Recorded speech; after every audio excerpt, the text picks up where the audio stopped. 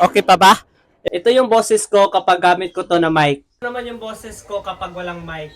Isa din talaga sa qualification para maging quality yung content mo ay dapat maganda yung audio mo. Yung ibig sabihin ko sa maganda dito, dapat clear siya, wala kang maririnig ng ibang boses kundi yung boses mo lang. Kaya bilang isang content creator, kailangan talaga natin mag-invest na magandang mic. Tulad nitong wireless lavalier mic, hindi ito masyadong kamahalan pero at least nakaka-help talaga siya na maging quality yung content mo. At isa din talaga sa gusto ko sa mic na to kasi chargeable lang din siya. Hindi ka din pumili ng isa o dalawang mic. Isa talaga sa pinakamaganda na mic nito kasi yung capacity nito para makapture yung boses mo ay 20 meters. Kalain mo yan, 20 meters, napakalayo na yan. Pero try natin kung totoo ba talaga. At syempre, matalino na yung mga buyers natin ngayon kaya i-try natin kung totoo ba. So i-try nga natin kung 20 meters ba talaga yung makapture nito na mic, wireless microphone. So ito, rinig nyo pa ba ako? Ayan.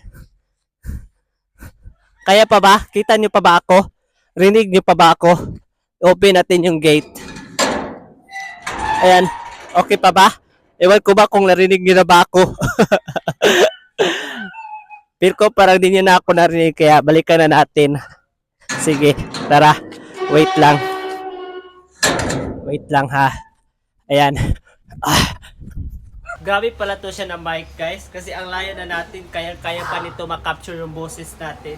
So yun na guys. Kung gusto mo to siya na microphone, ilagay ko na lang to sa yellow basket. Babu!